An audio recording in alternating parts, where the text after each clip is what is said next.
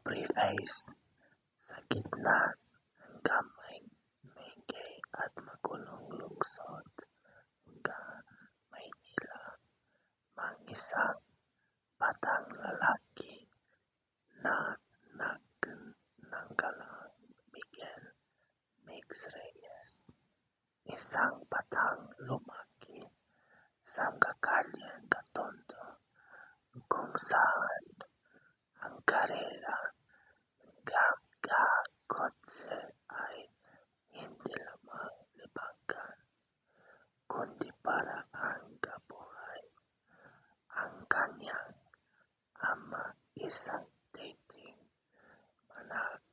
mananakbo sa ilalim kalupa, ay nagiwan sa kanyang isang lumang isang Silvia S15. Ang huling bagay na natitira sa kanya nang mamatay ang kanyang ama dahil sa isang karera na nagkamali.